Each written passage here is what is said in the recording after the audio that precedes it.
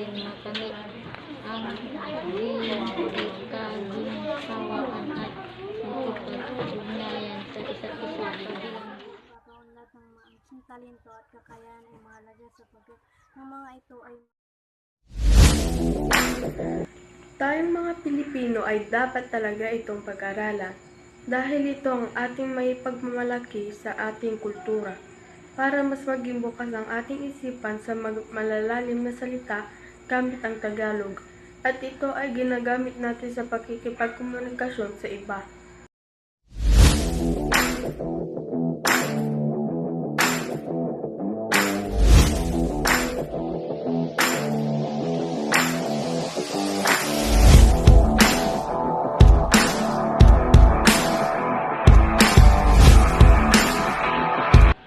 ang mga habilin, ang bilin ng matatanday parang huling tagubilin.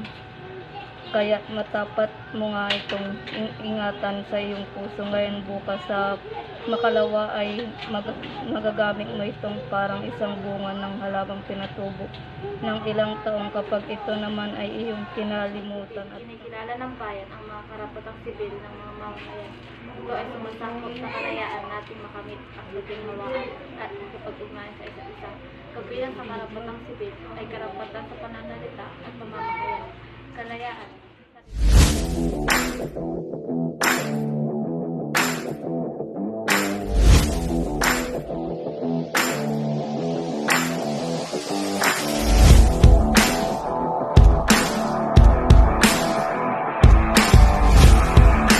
Ayon kay Alan Boyko, the more kids read, the better reader they become. Mahalaga ang pagkahilig sa pagbabasa at mabuti itong masimulan sa murang gulang pa lamang. Ito ay kailangan ng tao. Preposition, mga salitang nag-uugnay sa isang pangalan sa iba pang salita. Halimbawa, ang or si. Pangatnig or conjunction, mga salitang nag-uugnay ng dalawang salita.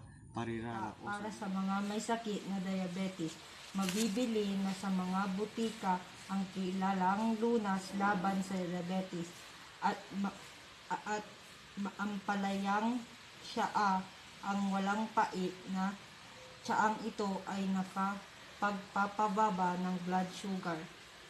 Ang kakaibang tsaang ito ay tinatawag na Charancha Ampalaya Health Drink. Ang Charancha ay binubuo ng 100% pinatuyong mga butil na bunga at buto ng ampalaya. Pinatuyo ang mga ito sa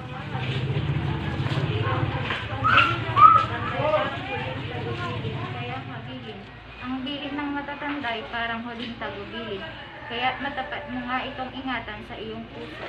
Ngayon bukas sa makalawa ay magagamit mo ito parang isang bunga ng halamang pinatubo ng ilang taon. Kapag ito naman ay iyong kinalimutan at napadako sa malayong lugar ay maaaring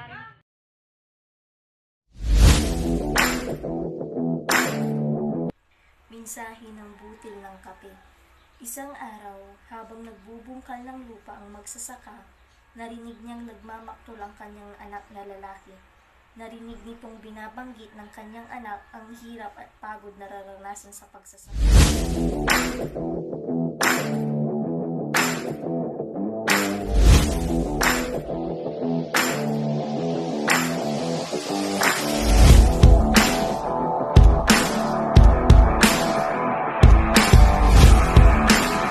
Tagarum.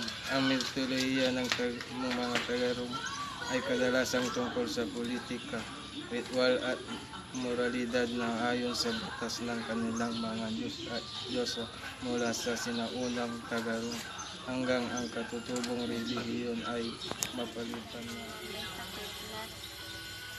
Diabetes, mabibili na sa mga butika ang kilalang lunas laban sa diabetes. Lapad yan. Ang mitolohiya ng Tagarum ay kadalasang tungkol sa politika, ritual at komunidad na ayon sa batas na kanilang mga Diyos at Diyosa mula sa sinimulang Tagarum hanggang kasaysayan ng unang tula sa matandang panahon hanggang sa panahon ng mga Kastila. Maraming pag-aaral na ang nagpatunay na ang paghali at pagdigkas ng tula ay likas na sa ating mga ninuno. Bahagi na ito. Gamit ang kilos loob, nakapipili tayo sa mga pagpipilian, mabuti man ito o masama. Ang kalayaan ay hindi lamang para gawin ang sariling gusto dahil nagiging daan ito. Sa hapon ay tumutukoy sa transformasyon ng tradisyonal na sistemang lipunan, piyudal at higit na maunlad at makabagong lipunan. Sa prosesong ito, sinimula ng mga Hapons na gawing modelo ng kanilang pagbaba.